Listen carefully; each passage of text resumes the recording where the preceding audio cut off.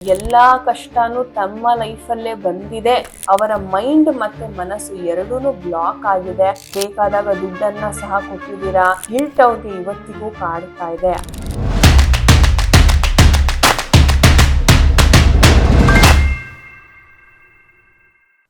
Hello ವೀಕ್ಷಕರೇ, ಎಲ್ಲರಿಗೂ taro life YouTube ಚಾನೆಲ್ಗೆ ಆತ್ಮೀಯವಾದ ಸ್ವಾಗತ. ನಾನು ಡಾಕ್ಟರ್ ರಮ್ಯಾ. ವೀಕ್ಷಕರೇ, ಇವತ್ತಿನ ಒಂದು ದಿನ ಮುಖ್ಯವಾಗಿ ನಿಮ್ಮ ಒಂದು ಪರ್ಸನಿನ ಮನದಾಳದ ಮಾತು ಏನಾಗಿದೆ.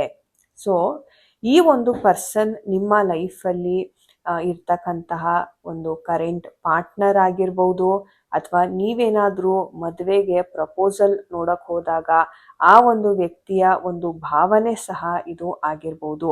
ಸೊ ನೀವು ನಿಮ್ಮ ಪರ್ಸನಿನ ಒಂದು ಕರೆಂಟ್ ಭಾವನೆ, ಅವರ ಒಂದು ಮನಸ್ಸಾರೆ ನಿಮ್ಮ ಬಗ್ಗೆ ಅವರು ಏನ್ ಫೀಲ್ ಮಾಡ್ತಾರೆ, ಇದು ಬಂದ್ಬಿಟ್ಟು ನಿಮ್ಮ ಕಾರ್ಮಿಕ್ ಪಾರ್ಟ್ನರ್ ಆಗಿರ್ಬೋದು, ಅಥವಾ ಮದುವೆ ಆಗಿರ್ತಕ್ಕಂಥ ಪಾರ್ಟ್ನರ್ ಆಗಿರ್ಬೋದು, ರಿಲೇಶನ್ಶಿಪ್ ಅಲ್ಲಿ ಇರತಕ್ಕಂಥವ್ರು ಆಗಿರ್ಬೋದು, ಅಥವಾ ಹೊಸ ಪ್ರಪೋಸಲ್ನ ನೋಡಿ ಬಂದು ಅವರು ನಿಮ್ಮ ಬಗ್ಗೆ ಏನು ಥಿಂಕ್ ಮಾಡ್ತಾ ಇದ್ದಾರೆ ಅನ್ನೋ ವಿಚಾರ ಸಹ ಆಗಿರಬಹುದು.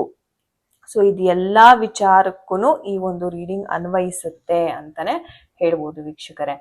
ಸೊ ನಿಮ್ಮ ವ್ಯಕ್ತಿ ಯಾರಿದ್ದಾರೆ ಅವ್ರ ಬಗ್ಗೆ ಥಿಂಕ್ ಮಾಡ್ತಾ, ಯೂನಿವರ್ಸ್ ಅಲ್ಲಿ ಪ್ರಾರ್ಥನೆಯನ್ನ ಮಾಡ್ತಾ ಈ ಒಂದು ವಿಡಿಯೋವನ್ನ ನೀವು ನೋಡ್ಬೇಕಾಗುತ್ತೆ ವೀಕ್ಷಕರೇ. ಓಕೆ, ಸೊ ಡೀಪ್ ಆಗಿ ಥಿಂಕ್ ಮಾಡಿ ನಿಮ್ಮ ಪರ್ಸನ್ ಯಾರಿದ್ದಾರೆ. ಓಕೆ,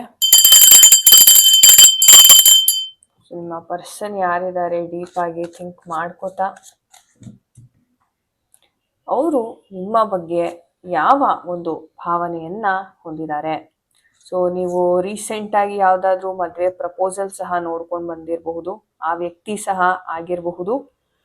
ಓಕೆ, ಸೊ ಯೋಚನೆ ಮಾಡ್ತಾ ಪ್ರೇಯರ್ ಅನ್ನ ಮಾಡಿ ಆ ಒಂದು ವ್ಯಕ್ತಿಯ ಒಂದು ಭಾವನೆ ಸದ್ಯಕ್ಕೆ ಏನಿದೆ, ಅವರು ನಿಮ್ಮ ಬಗ್ಗೆ ಏನೆಲ್ಲ ಥಿಂಕ್ ಮಾಡ್ತಾ ಇದ್ದಾರೆ, ಅವರ ಒಂದು ಮನದಾಳದ ಒಂದು ಮಾತು ಏನಾಗಿರುತ್ತೆ ಅನ್ನೋದನ್ನ ನಾವು ಈ ರೀಡಿಂಗ್ ಅಲ್ಲಿ ನೋಡೋಣ ವೀಕ್ಷಕರೇ.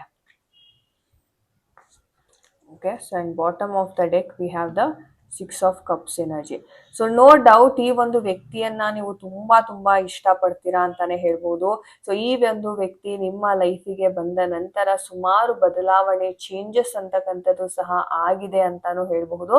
ಅಂಡ್ ಈ ಒಂದು ವ್ಯಕ್ತಿ ನಿಮ್ಮ ಲೈಫಿಗೆ ಬಂದ ನಂತರ ನಿಮ್ಮ ಬಾಳಲ್ಲಿ ಎಷ್ಟೋ ಸಂತೋಷವನ್ನ ನೀವು ಕಂಡಿದ್ದೀರಿ. ಅಷ್ಟು ಮಟ್ಟಿಗೆ ಈ ವ್ಯಕ್ತಿ ಕಡೆಯಿಂದ ನಿಮ್ಗೆ ಪ್ರೀತಿ, ಒಲವು ಅಂತಕ್ಕಂಥದ್ದು ಸಿಗ್ತಾ ಇತ್ತು ಅಂತ ಸಹ ನಾನು ಹೇಳಬಹುದು.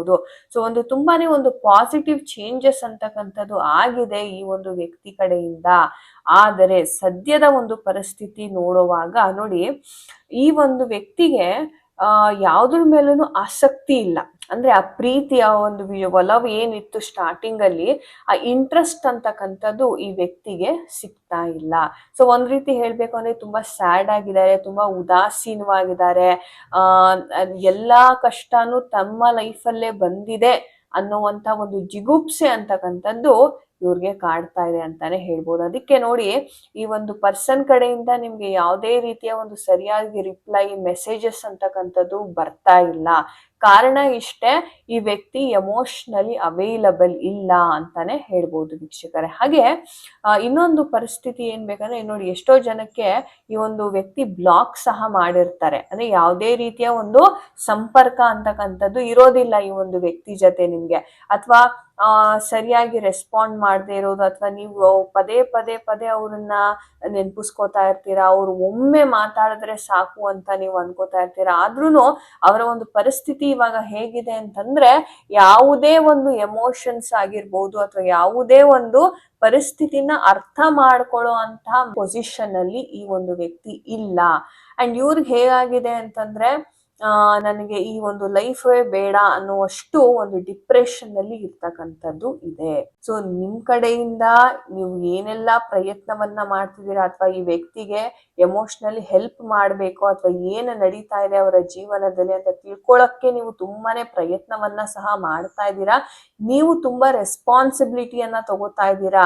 ಸೊ ಈ ವ್ಯಕ್ತಿಗೆ ನೀವು ಬೇಕಾದಾಗ ದುಡ್ಡನ್ನ ಸಹ ಕೊಟ್ಟಿದ್ದೀರಾ, ಅಥವಾ ಅವ್ರಿಗೆ ಏನೇನ್ ಅನುಕೂಲ ಬೇಕೋ ಅದೆಲ್ಲ ಅನುಕೂಲ ಅನುಕೂಲವನ್ನು ನೀವು ಮಾಡಿ ಕೊಟ್ಟಿರ್ತಕ್ಕಂಥ ಸಿಚುವೇಶನ್ಸ್ ಇಲ್ಲಿ ಕಾಣಿಸ್ತಾ ಇದೆ ಅಂತಾನೆ ಹೇಳ್ಬಹುದು. ಆದ್ರೂ ನೀವು ಯಾವ ಒಂದು ಎನರ್ಜೀಸ್ ಕೊಟ್ಟರು, ಅಷ್ಟೊಂದು ಡೆಡಿಕೇಟೆಡ್ ಆಗಿ ಕೊಟ್ರು ಆ ಒಂದು ವ್ಯಕ್ತಿಗೆ ಒಂದ್ ರೀತಿ ಹೇಳ್ಬೇಕಂದ್ರೆ ಎಮೋಷನ್ಸ್ ಅಂತಕ್ಕಂಥದ್ದು ಅಷ್ಟಾಗಿ ಸರಿ ಇಲ್ಲ. ಸೊ ಕರೆಂಟ್ ಭಾವನೆ ನೋಡ್ಬೇಕು ಅಂತಂದ್ರೆ ಇವರ ಮನಸ್ಸಿನಲ್ಲಿ ನೀವು ಯಾವ ಪರ್ಸನ್ ಬಗ್ಗೆ ಥಿಂಕ್ ಮಾಡ್ತಾ ಇದ್ದೀರಾ ಆ ಪರ್ಸನಿನ ಒಂದು ಮನಸ್ಸಿನಲ್ಲಿ ಬಹಳ ನೋವು ತುಂಬಿಕೊಂಡಿದೆ, ತುಂಬಾ ಭಾರವಾದ ಮನಸ್ಸು ಅವ್ರದ್ದಾಗಿದೆ. ಅಟ್ ದ ಸೇಮ್ ಟೈಮ್ ಈ ವ್ಯಕ್ತಿಗೆ ನಿಮ್ ಜೊತೆ ಯಾವುದೇ ರೀತಿಯ ಒಂದು ಸಂಬಂಧವನ್ನ ಬೆಳೆಸೋದಕ್ಕೆ ಇಷ್ಟ ಆಗ್ತಾ ಇಲ್ಲ. ಸೊ ಈ ಒಂದು ಪರಿಸ್ಥಿತಿನಲ್ಲಿ ಅವರು ಕೂತಿದ್ದಾರೆ. ಹಾಗೆ ನೀವು ಸಹ ಹೇಳ್ಬೇಕು ಅಂದ್ರೆ ತುಂಬಾ ಪ್ರಯತ್ನವನ್ನ ಪಟ್ಟಿದ್ದೀರಿ. ಓಕೆ, ಅಂಡ್ ಇವ್ರಿಗೆ ಮೇನ್ ಆಗಿ ಗಿಲ್ಟ್ ಕಾಡೋದೇನಪ್ಪಾ ಅಂತಂದ್ರೆ ಇವ್ರು ಯಾವುದೋ ಒಂದು ಹಂತದಲ್ಲಿ ಒಂದು ತಪ್ಪು ಹೆಜ್ಜೆಯನ್ನ ತಗೊಂಡಿದ್ದಾರೆ ವೀಕ್ಷಕರೇ. ಸೊ ಆ ಒಂದು ಆತ್ರಕ್ಕೆ ಬುದ್ಧಿಯನ್ನ ಕೊಟ್ಟು ಅಥವಾ ರಾಂಗ್ ಡಿಸಿಷನ್ಸ್ ಮಾಡಿ ಒಂದ್ ರೀತಿ ಹೇಳ್ಬೇಕು ಅಂತಾರೆ ಒಂದು ಯಾವುದೋ ಒಂದು ವಿಚಾರದಲ್ಲಿ ಬಹಳ ಇವರು ತಪ್ಪನ್ನ ಮಾಡಿದ್ದಾರೆ. ಅಂಡ್ ಆ ಗಿಲ್ಟ್ ಅವ್ರಿಗೆ ಇವತ್ತಿಗೂ ಕಾಡ್ತಾ ಇದೆ. ಆ ಒಂದು ಗಿಲ್ಟ್ ಇಂದ ಅವರು ನಿಮ್ಮ ಜೊತೆ ಯಾವುದೇ ರೀತಿಯ ಒಂದು ಸಂಪರ್ಕ ಇಟ್ಕೊಳ್ಳೋದಕ್ಕೆ ಅವ್ರಿಗೆ ಆಗ್ತಾ ಇಲ್ಲ. ಸೊ ಎಲ್ಲೋ ಇವ್ರಿಗೆ ಹೆಂಗಂದ್ರೆ ನಿಮ್ಮನ್ನ ನಾನು ಮೋಸ ಮಾಡ್ತಾ ಇದ್ದೀನಿ, ಅಥವಾ ನಾನು ನಿಮ್ಮನ್ನು ಪಡ್ಕೊಳ್ಳಕ್ಕೆ ನಾನು ಅರ್ಹಳಲ್ಲ ಅಥವಾ ಅರ್ಹನಲ್ಲ ಅಂತಕ್ಕಂಥ ವಿಚಾರ ಇವರ ಮೈಂಡ್ ಅಲ್ಲಿ ಸಿಕ್ಕಾಪಟ್ಟೆ ಓಡ್ತಾ ಇದೆ. ಸೊ ಹಾಗಾಗಿ ಕರೆಂಟ್ಲಿ ಹೇಳ್ಬೇಕು ಅಂತಂದ್ರೆ ಅವರ ಬಗ್ಗೆ, ಅವರ ಜೀವನದ ಬಗ್ಗೆ ಅವ್ರಿಗೆ ಒಂದ್ ರೀತಿ ಆಲೋಚನೆಯನ್ನ ಮಾಡ್ತಾ ಇದ್ದಾರೆ. ಇನ್ನು ಅವ್ರಿಗೆ ಆ ಒಂದು ಸ್ಪಷ್ಟವಾಗಿ ಆ ಒಂದು ಕ್ಲಾರಿಟಿ ಅಂತಕ್ಕಂಥದ್ದು ಇನ್ನು ಸಿಕ್ಕಿಲ್ಲ ಅಂತ ಹೇಳ್ಬೋದು ವೀಕ್ಷಕರೇ. ಅಂಡ್ ಇವ್ರು ಅನ್ಕೊಂಡಿದ್ರು ಓಕೆ ನಾನು ನನ್ನ ಲೈಫ್ನ ನಾನು ಸರಿ ಮಾಡ್ಕೋತೀನಿ, ಎಲ್ಲಾ ರೀತಿಯಲ್ಲೂ ನಾನು ಹಿಂದೆ ಏನು ತಪ್ಪನ್ನ ಮಾಡಿದ್ದೀನಿ ಆ ತಪ್ಪನ್ನ ತಿದ್ಕೊಂಡು ಹೊಸ ಜೀವನವನ್ನ ನಾನು ನಡೆಸ್ಬೇಕು ಅನ್ನುವಂತಹ ಒಂದು ಭಾವನೆಯನ್ನ ಸಹ ಇವ್ರು ಹೊಂದಿದ್ದಾರೆ. ಆದ್ರೆ ಕರೆಂಟ್ ಸಿಚುವೇಶನ್ ಯಾವ ತರ ಇದೆ ಅಂತಂದ್ರೆ ಅವರ ಮೈಂಡ್ ಮತ್ತೆ ಮನಸ್ಸು ಎರಡೂನು ಬ್ಲಾಕ್ ಆಗಿದೆ. ಹಾಗಾಗಿ ಯಾವುದೇ ರೀತಿಯ ಒಂದು ಸಂಪರ್ಕ, ಮಾತುಕತೆ ಅಥವಾ ನೀವು ಇವ್ರನ್ನ ಭೇಟಿ ಆಗ್ಬೇಕಂದ್ರೂ ಸಹ ಇದು ಕರೆಂಟ್ಲಿ ನಿಮ್ಗೆ ಸಾಧ್ಯ ಆಗ್ತಾ ಇಲ್ಲ. ಸೊ ಅವರ ಒಂದು ಮನೋಭಾವನೆ ಯಾವ ರೀತಿ ಇದೆ ಅಂತಂದ್ರೆ ಸದ್ಯಕ್ಕೆ ಇವ್ರಿಗೆ ಕಾಲಾವಕಾಶ ಅಂತಕ್ಕಂಥದ್ದು ಬೇಕು ವೀಕ್ಷಕರೇ. ಕೆಲವೊಂದು ವಿಚಾರವನ್ನ ಇವರು ಅರ್ಥಕೋಬೇಕಾಗಿದೆ, ಕೆಲವೊಂದು ಪಾಠವನ್ನ ಇವರು ಕಲಿಬೇಕಾಗಿದೆ. ಅಂಡ್ ಎಷ್ಟೋ ಜನ ನಾನು ಹೇಳ್ದಂಗೆ ಲೈಕ್ ಪ್ರಪೋಸಲ್ನ ಮಾಡಿ ಬಂದಿರ್ತೀರ, ಬಟ್ ಆದ್ರೂ ಅವರ ಒಂದು ರಿಪ್ಲೈಗೋಸ್ಕರ ವೆಯ್ಟ್ ಮಾಡ್ತಿರ್ತೀರಾ. ಬಟ್ ಆ ಒಂದು ವ್ಯಕ್ತಿಯ ಮನಸ್ಸಿನಲ್ಲಿ ಈ ಒಂದು ಘಟನೆ, ಈ ಒಂದು ನೋವು ಅಂತಕ್ಕಂಥದ್ದು ಅವರ ಜೀವನದಲ್ಲಿ ನಡೀತಾ ಇದೆ ಅಂತಾನೆ ಹೇಳಬಹುದು. ಸೊ ಹಾಗಾಗಿ ಕರೆಂಟ್ಲಿ ಅವ್ರಿಗೆ ಕಾಲಾವಕಾಶ ಅಂತಕ್ಕಂಥದ್ದು ಬೇಕಾಗತ್ತೆ.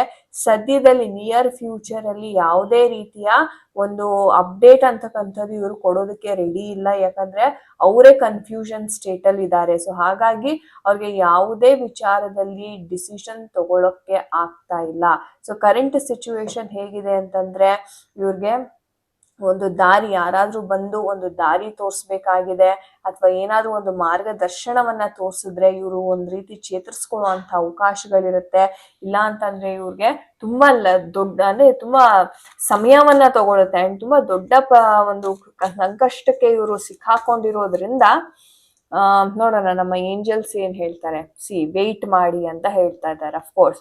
ಸೊ ನಾನೇನ್ ಹೇಳಿದೆ, ವೆಯ್ಟಿಂಗ್ ಎನರ್ಜಿ ತುಂಬಾ ಇದೆ. ಯಾಕಂದ್ರೆ ಸದ್ಯದ ಪರಿಸ್ಥಿತಿಯಲ್ಲಿ ಅವ್ರು ಯಾವುದೇ ನಿರ್ಧಾರ ಆಗಿರ್ಬೋದು ಅಥವಾ ಏನೇ ಆಗಿರ್ಬೋದು ತಗೊಳಕ್ಕೆ ರೆಡಿನೇ ಇಲ್ಲ ಅವ್ರಿಗೆ. ಯಾಕಂದ್ರೆ ಅವ್ರಿಗೆ ಕ್ಲಾರಿಟಿ ಅಂತಕ್ಕಂಥದ್ದು ಸಿಗ್ತಾ ಇಲ್ಲ ವೀಕ್ಷಕರೇ.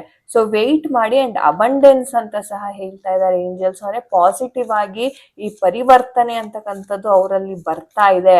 ಸೊ ನೀವು ಇಷ್ಟು ದಿವಸ ವೆಯ್ಟ್ ಮಾಡಿದ್ದು ಸಹ ಒಂದ್ ರೀತಿ ವರ್ತ್ ಇದೆ ಅಂತ ಇದೆ. And get more information.